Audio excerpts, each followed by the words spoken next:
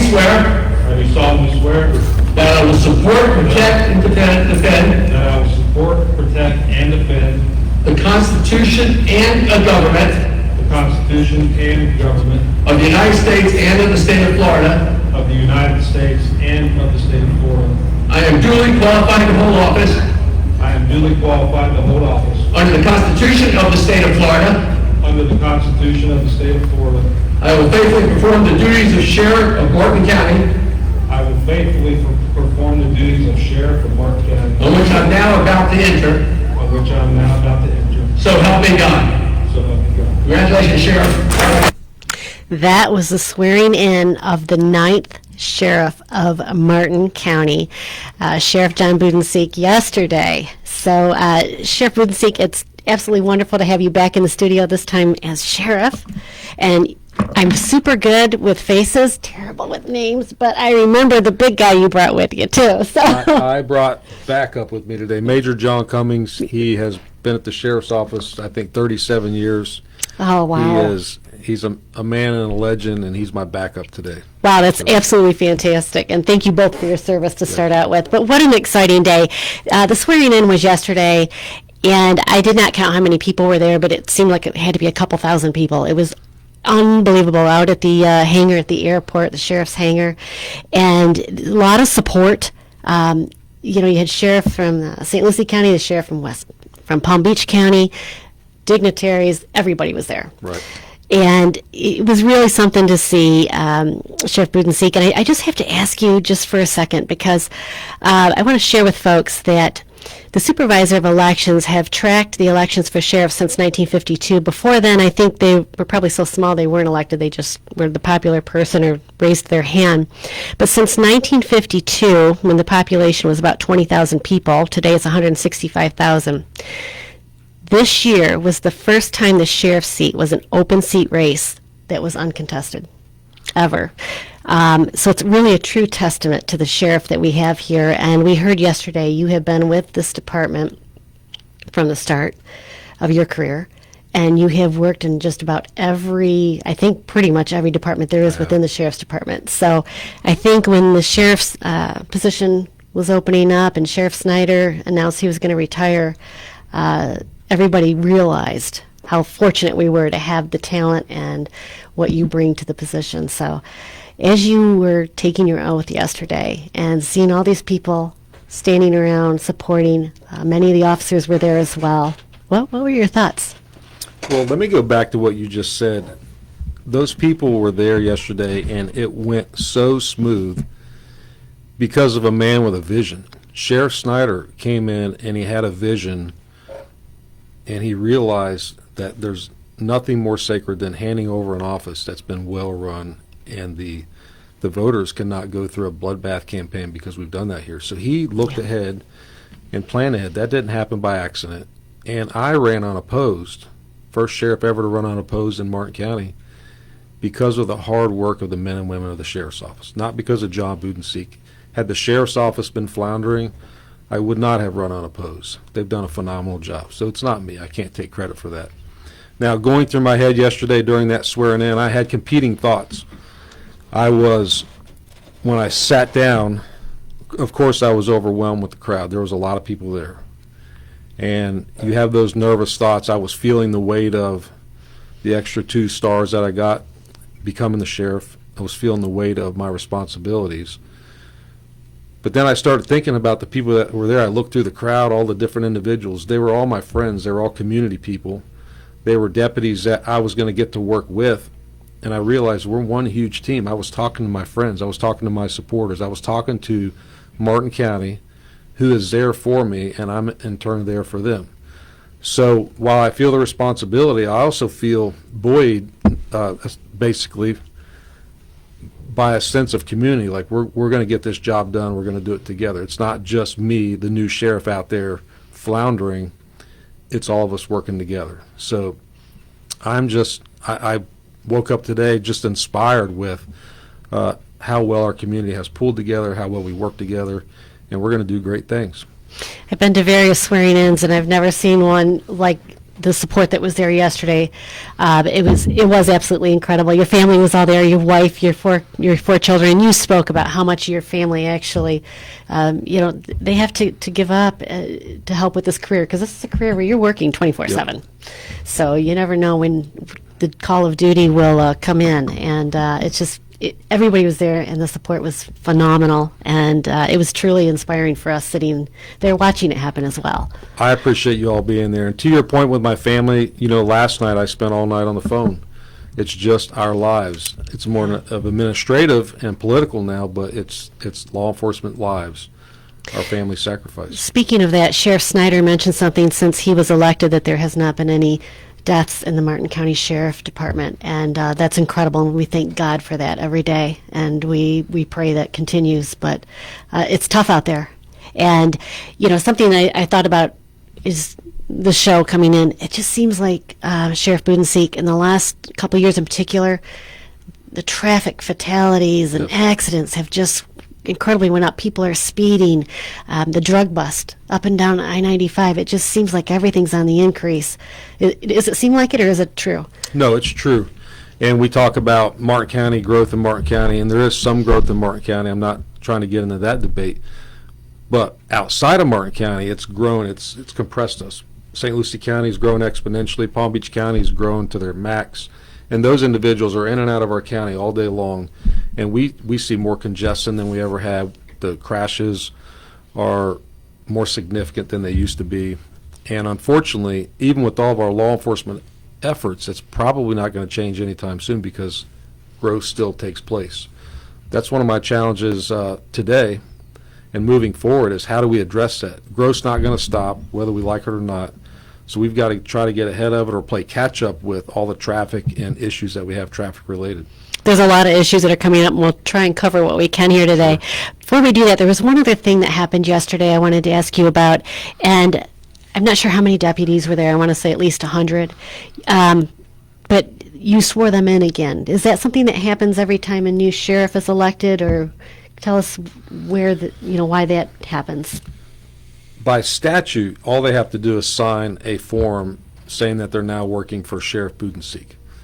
But I think it's such a crisp look, for their leader to get there and actually swear them in like Sheriff Snyder swore them in, and just it reminds them that there's a changing of the guards, but we're in this together. And it's an opportunity for me to talk to them. I don't get to see them all the time. It's an opportunity for them to hear my inner thought process. It's an opportunity for me to brag on them. So it was a formality, but I was super proud of them. I sat down in that chair yesterday and looked at that sea of green, and what I said about having deputies that can do anything, those Martin County Sheriff's deputies can do anything, and they have. They've proved it for years. How many deputies do you have on the department, or in the department? So we have, on the law enforcement side, 330 sworn deputies. So that means they're gun-toting either detectives or road patrol deputies, or they're in a specialty units. And then on the corrections side, Major, what do we have, 140 over on your side? That keep our care, custody, and control working on the jail side. Oh, that's fantastic. Yes. Very, very large, and a lot of Yes. moving parts there. So what is your vision for the Martin County Sheriff's Department during your tenure? Well, I shared it yesterday. We use all these cliches about justice, and I shared that part of it yesterday. But moving forward, keep in mind, Sheriff Snyder allowed me to be the chief deputy for the last 3 years. So he let me put people in place, and he let me put projects in place that started under him but will finish under me. So moving forward, it'll take a little while to separate the two of us, because we're so inextricably intertwined. But some of the things I see moving forward is, and I'll just touch on a few of them, and then we can go a little deeper if you want, technology. We have used technology in a positive way to our advantage. There's so much out there that's available to us. One of the things we're going to do sooner than later, our deputies wear body cameras, and they gather a large amount of information with the body cameras. We now have the ability through those body cameras to interact with the public, and then it'll automatically write a report. Oh, wow. And we've experimented with that. We've run it by the state attorney, make sure we're legally on high ground, and we are looking to do that sooner than later. So it writes a better report. I don't want to pick on the deputies, but has been writing a better report than a lot of the deputies, and it's going to allow them to work safer. you mentioned there's not been any fatalities in Martin County. It's going to allow them not to be looking down at their notepad and writing. It's going to allow them just to walk up, have a conversation with somebody, make an arrest, do what they need to do, and then their body camera will write the report for them. Sounds incredibly efficient. It is incredibly efficient, and we are hoping that makes our deputies safe. On the dispatch side, and there's so many things going on the dispatch side, there's technology that's been out there for a while that we are going to implement as soon as I can get it up and running. And that is the availability for our dispatchers as you call 911 for whatever it might be. It could be a crime, it could be a crash, but they're going to be able to send you a link, and your link will allow you to live feed straight into dispatch, which will allow us to have a snapshot of what's actually taking place on the ground. Wow. So traffic crash, for instance. You get some people that are involved in a minor fender bender, they're screaming, they're not even hurt, right? But then you have some people that are involved in a fatality crash and they're screaming the same way and they're really hurt and they need a helicopter and they need fire rescue and they need a lot of resources. It's hard to tell on the phone, but now they will be able to pull up the screen and look at it, and our deputies and fire rescue will have a little insight on what's taking place prior to arrival, which will allow us to respond more efficiently and take care of the problem maybe before we get there, or make sure we have the right resources when we do get there. Both of those things seems like it's going to be incredibly more efficient. The first one, a lot of AI technology, it sounds like everybody's scared of it, but that is a huge, I imagine it's going to be accurate too. It is. As accurate as it possibly can be. What about one of the issues that comes up a lot right now, and we have so much homeless here in the county, and there's been a lot of articles that come out and said, oh, we're throwing the homeless out, there's no place for them to go. There was a new law that was passed through the legislature that you can't camp in public lands, so you're here to enforce the law. You can't camp on private lands. You go in there, you have to remove the people because it's private lands. What happens then? And my follow-up question to that is, because you're law enforcement, you need to enforce the law. Is there something else that can be done maybe through the county commission or through the state to help these folks out, or find, a different avenue for them to This is a complex to situation, live? It is. and we mix our metaphors, but I'll preface it with this. I'm not heartless. I believe in doing the right thing by fellow human beings, but there's a fine line between being heartless and being an enabler. There are great programs around here. LAHIA, Love and Hope in Action, Arena from Elevate Hope. There's great programs that are there for people that actually want help. They actually want help. They come in, they've run on bad times, they've lost their job, something happened, they got divorced, whatever that may be. There are programs that will help those individuals out. And I'm all about that. Let's help those individuals. The county does provide some resources to help them move in the right direction. But then on the other side of that, there is, and we've been dealing with them for quite some time, a group of individuals that don't want help. In fact, what they say is, well, we just want to be left alone. Well, we all want to be left alone. I want to be left alone too. When my bill collector calls me, I want to be left alone. When my boss calls me, I want to be left alone. But that's not how you thrive in society. You can't just be left alone. But what they want is to be able to come in and sleep in parks, stay in property or on property that's not theirs. And they figured out how to work the system to go from either nonprofit to nonprofit and get what they want, or panhandle on the street and act as if they need food. Nobody needs food in Martin County, by the way. There's plenty of resources for people not to be hungry. And they prey on the good, hardworking men and women of Martin County because we're good people. Martin County likes to give. So we've seen some fairly violent crimes. They talk about the homeless being picked on, but when we allow them just to stay in their camps, we've had homicides, we've had actually serial killers. We've arrested a serial killer. We had a homicide 2 years ago. We have overdose deaths. It's really a terrible lifestyle. So the compassionate part of me is, let's get them out of here.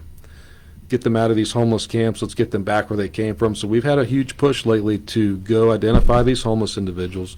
Okay, who are you? Where did you come from?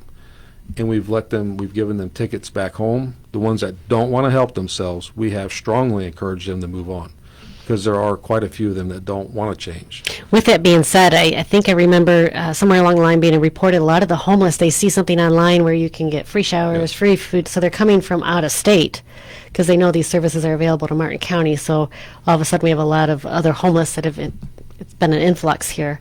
And the other thing I don't think people understand, and Sheriff Budensiek, I'd like you just to talk about this a little bit.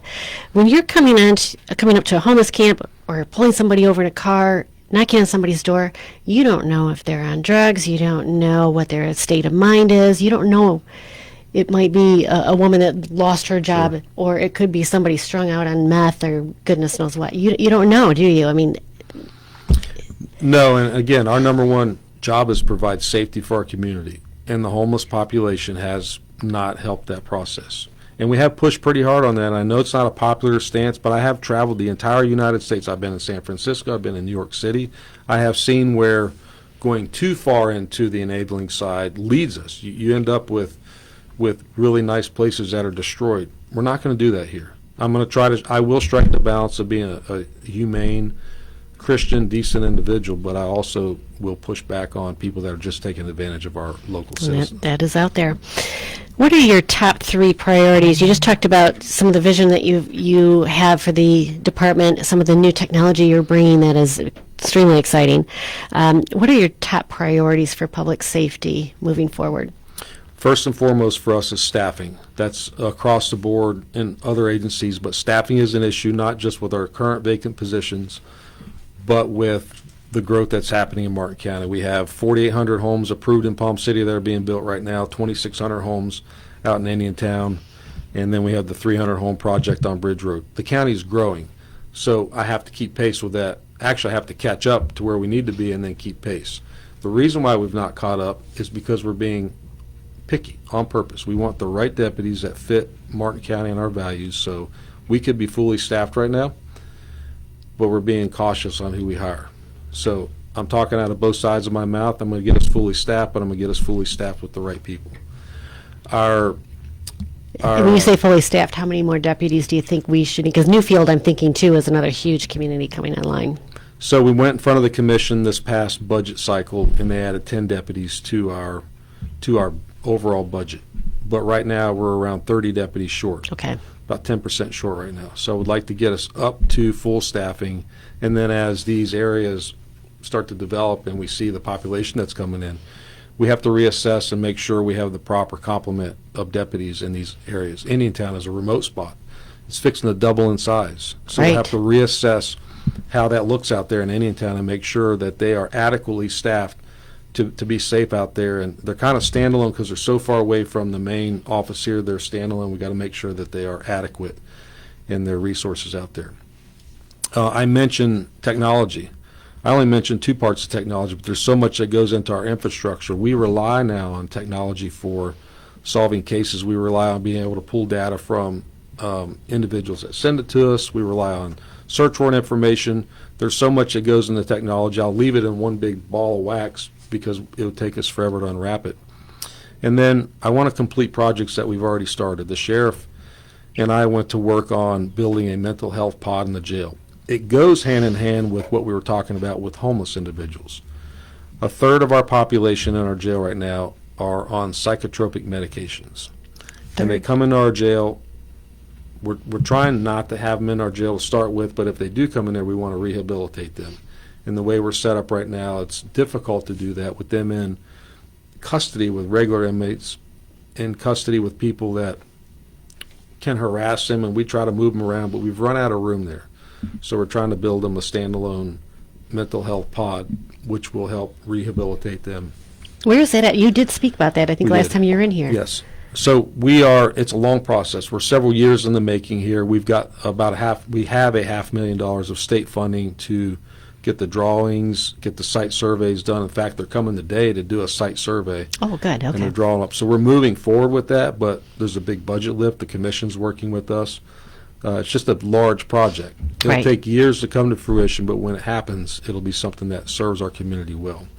Other projects, I've been working with our aviation program. We have 1970s era helicopters that we've been flying, and our mechanics, our pilots have done a phenomenal job. But we rely on those assets right now for a lot. Surveillance, car chases. We can pull off car chases. A helicopter can do the work. search and rescue. There's so much that they can do rapidly that you can't do from a car. We purchased one helicopter. We still need to purchase one more, and we're in the process of, again, working with the county, getting our resources together to get that helicopter program where it needs to be. So those are just a few things. There's a lot going on at the sheriff's office, but I look forward to continuing to implement things as they come along. There's stuff that comes at you every day also that we have to pivot and grow accordingly. Well, talking about changes again, it just seems like I'm sure law enforcement is evolving, and there's so much more to look for. For example, you caught the attempted assassin of President Trump here in Martin County. I mean, you just do not know what's coming down the turnpike down I-95, and they're coming off the wrong exit. Hashtag wrong exit. We're going to keep that going, right? Yeah. The sheriff set me up on that one. I can't get rid of that one. I actually was amused. I tried to sit back and coin something that was halfway as innovative, and I gave up. He did a good job on that one. It works. We all love it. And every time someone gets busted, it's, yes, wrong exit. That's right. So, as I sit here, and I've spoken with you before, and everybody that has met you and spoke about you, they understand how professional you are and how much integrity you have. And, you think of that with law enforcement. Sheriff Budensiek, when was the first time you said, I want to aspire to be sheriff? I just wanted to be a good deputy to start with, and then a good detective, and then a good sergeant. I was not the guy that came to work day number one and wanted to be the sheriff. The sheriff actually saw something in me that I didn't see in myself, and he planted that seed when he first came into office 12 years ago.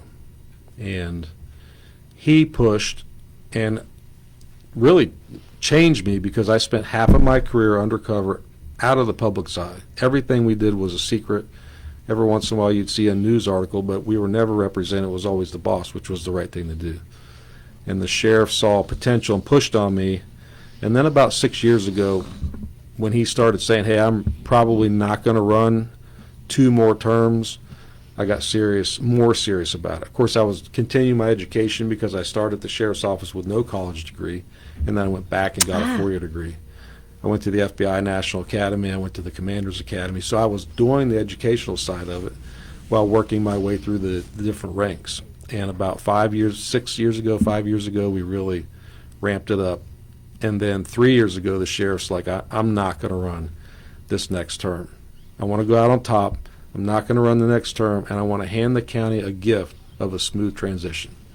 And so you saw back then where I started doing more media. I started doing more public events that the sheriff would generally attend, and it was a soft handoff, but I think people started reading the play, and he did a phenomenal job orchestrating that. Now, go back to the media side of it.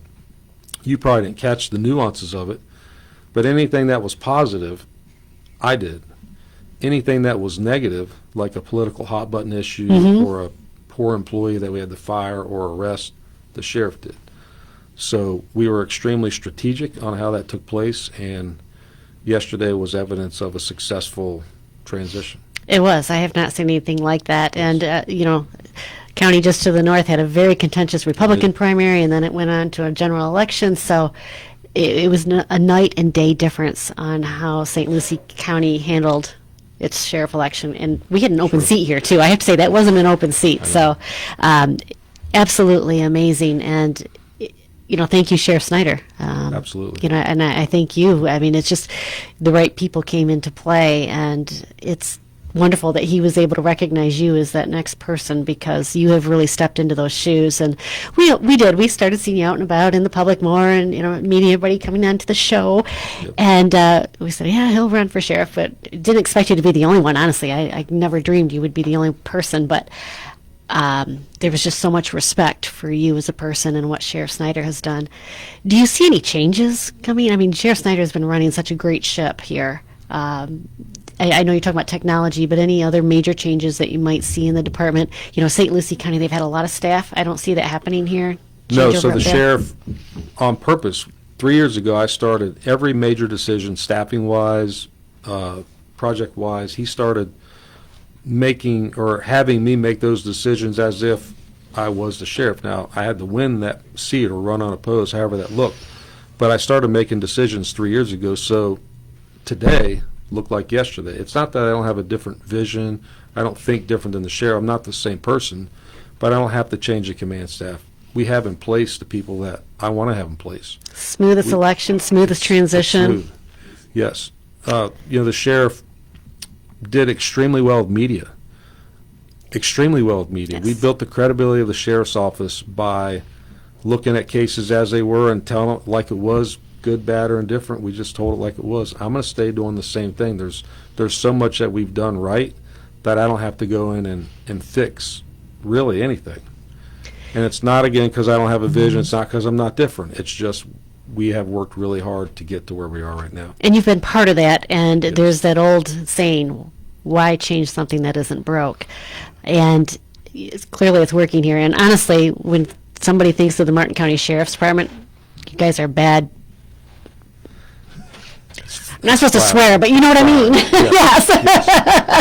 You don't mess with us. So it's a fantastic department, and we're just so excited that you're continuing on. We only have 3 minutes. There's one other issue that's huge that I wanted to Sure. touch on, and that is the opioid drug Yep. abuse issue.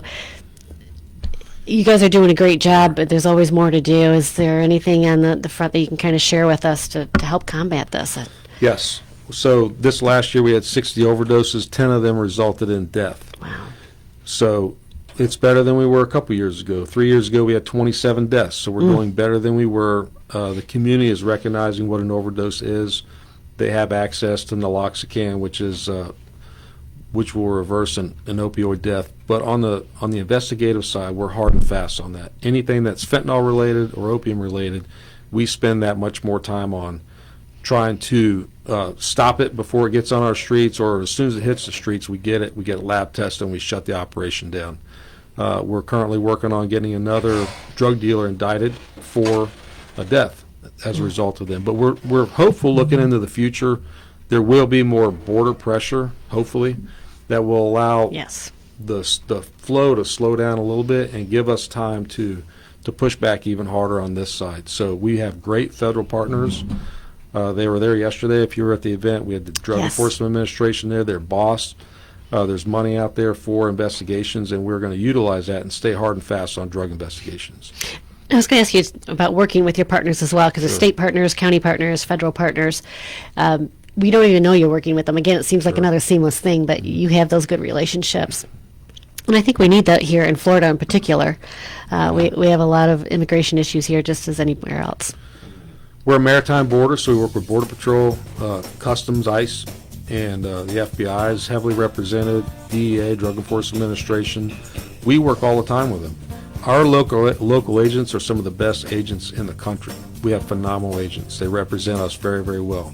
I know about the social problems that you watch on TV, but locally we're strong, and we work seamlessly together, and we'll continue to do that. Well, folks, this was Sheriff Budensiek, the 9th Sheriff of Martin County, just sworn in yesterday. So, Sheriff Budensiek, we're grateful. We thank you both and your whole departments for your service. Honestly, the residents here feel safe, I have to say that. So thank you, and we're always here and wish you all well. Well, Stay if I safe. could end with, it is my privilege to serve you, and I look forward to the next 4 years. We're going to do great things. Fantastic. Thank you, Sheriff Budensiek. Thank you. We'll see you next week. Yes, ma'am.